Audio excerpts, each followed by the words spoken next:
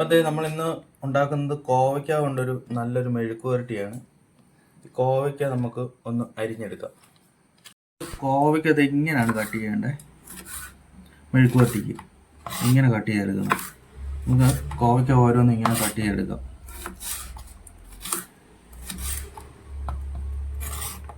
നമ്മൾ മെഴുക്ക് പുരട്ടിക്കൊക്കെ നീളത്തിലാണ്. ഇത് പകുതിയാക്കിയാലും കുഴപ്പമില്ല കേട്ടോ. ഇത് ഇങ്ങനെ ആക്കാവുന്നതാണ്. കണ്ടോ, ഈ പരുവത്തിന് നമുക്ക് മെഴുക്ക് പുരട്ടിക്ക് കട്ട് ചെയ്തെടുക്കാം. അപ്പോൾ അതുകൊണ്ട് നമ്മൾ മെഴുക്ക് പുരട്ടിക്ക് വേണ്ടിയിട്ട് കോവയ്ക്കത്തെ നമ്മൾ ഈ കനത്തിൽ നമ്മൾ കട്ട് ചെയ്തെടുത്തിട്ടുണ്ട്. അതിൻ്റെ കൂട്ടത്തിൽ തന്നെ നമ്മൾ തേങ്ങാക്കൊത്ത് അതിൻ്റെ വലുപ്പത്തിൽ തന്നെയാണ് തേങ്ങാക്കൊത്ത് എടുത്തേക്കുന്നത്. സവോള എടുത്തിട്ടുണ്ട്. അതിൻ്റെ കൂട്ടത്തിൽ പച്ചമുളകാണ് നമ്മൾ ഇതിന് കൂടുതലായിട്ട്, ഇതിൻ്റെ സ്പൈസി ആയിട്ട് പച്ചമുളകാണ് നമ്മൾ ഉപയോഗിക്കുന്നത്. മസാല അധികം ഇടത്തില്ല. പിന്നെ ഇഞ്ചിയും വെളുത്തുള്ളിയും. നമ്മുടെ എണ്ണ ചൂടായിട്ടുണ്ട്. നമുക്ക് ആദ്യം കടുക് ഇട്ട് പൊട്ടിക്കാം. അതായിട്ട് നമ്മുടെ എണ്ണ ചൂടായിട്ടുണ്ട്. നമുക്ക് ഒരല്പം കടുക് ഇട്ട് പൊട്ടിക്കാവേ. വരുമ്പോൾ നമുക്ക് ഉണക്കമുളക് ഇട്ട് കൊടുക്കാം. കൂട്ടത്തിൽ തന്നെ നമുക്ക് തേങ്ങാക്കൊത്ത് ആദ്യം ഒന്ന് മൂപ്പിച്ചെടുക്കണം. ഇതൊന്ന് മൂത്ത് വരണം. തേങ്ങാക്കൊത്ത് ഒന്ന് നന്നായിട്ട് മൂക്കട്ടെ.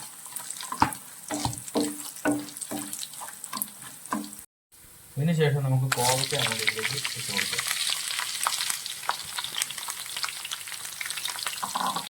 ഇങ്ങനെ ജസ്റ്റ് ഇളക്കി മിക്സ് ചെയ്യുക.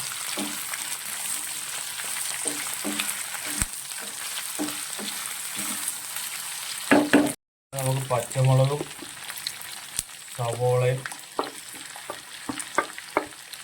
ഇഞ്ചി വെളുത്തുള്ളിയും കൂടെ നമുക്ക് ഇതിലേക്ക് ഇട്ട് കൊടുക്കാം. ഒന്ന് ഇളക്കി യോജിപ്പിക്കുക.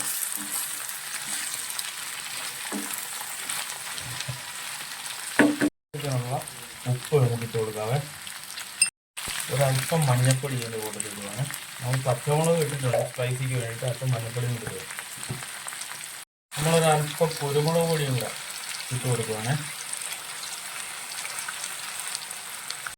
അപ്പോൾ നമ്മൾ മസാല എല്ലാം ഇട്ടിട്ടുണ്ട്. ഉപ്പും കാര്യങ്ങളും എല്ലാം ഇട്ടിട്ടുണ്ട്. ഇനി നമുക്കൊന്ന് മൂടി വെച്ച് ഒരു 10 മിനിറ്റ് നേരം വേവിക്കാം. അത് നമുക്കതൊന്ന് തുറന്നിട്ടൊന്ന് ഇളക്കി കൊടുക്കും കേട്ടോ. നമ്മുടെ ഈ മെഴുക്ക് പുരട്ടി നമ്മുടെ ഒരു പച്ചപ്പ് മാറിയാൽ മതി. ഒത്തിരി ഇട്ട് വാട്ടി കഴിഞ്ഞാൽ ഇതിൻ്റെ ടേസ്റ്റ് പോവും. അപ്പോൾ നമ്മൾ മസാലയും കാര്യങ്ങളെല്ലാം ഇട്ടിട്ടുണ്ട്. അധികം ഇട്ട് ഇതിൻ്റെ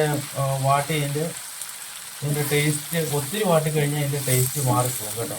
നമ്മുടെ ഒറിജിനൽ മെഴുക്ക് പുരട്ടിയുടെ ടേസ്റ്റ് വേണമെങ്കിൽ പകുതി വാടിയാൽ മതി. നമുക്കൊന്ന് കഴിക്കത്തക്ക രീതിക്ക്. അത് ഇപ്പം നല്ല ഒരു 1/2% വേവായിട്ടുണ്ട്. ഒരു 5 മിനിറ്റ് കൂടെ കഴിഞ്ഞ് കഴിഞ്ഞാൽ നമ്മുടെ മെഴുക്ക് പുരട്ടി റെഡിയാവും. വേണ്ട ഈ കളറാണ് വേണ്ട. നമ്മുടെ സവോളയൊക്കെ വെന്തിട്ടുണ്ട്. ഒരു 5 മിനിറ്റ് കൂടെ നമുക്കൊന്ന് മൂടി വെക്കാം.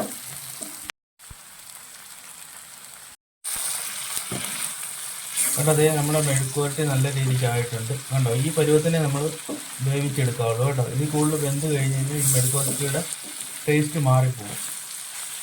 അപ്പോൾ നമ്മുടെ ഈ വീഡിയോ ഇഷ്ടപ്പെട്ടാൽ എല്ലാവരും ഒന്ന് ഷെയർ ചെയ്യുക, സബ്സ്ക്രൈബ് ചെയ്യുക, ലൈക്കും കൂടെ ചെയ്യുക കേട്ടോ. ഈ അടിപൊളി മെഴുക്ക് പുരട്ടി കണ്ടോ. ഇങ്ങനെ ഈ പരുവത്തിന് വേണം മെഴുക്ക് പുരട്ടി എടുക്കാനായിട്ട്. ഒത്തിരി വെന്ത് പോയി കഴിഞ്ഞാൽ മെഴുക്ക് പുരട്ടിയുടെ ടേസ്റ്റ് മാറിപ്പോകും കേട്ടോ. അപ്പോൾ ശരി, ഓക്കെ. അടുത്ത വീഡിയോ ആയിട്ട് വീണ്ടും കാണാം.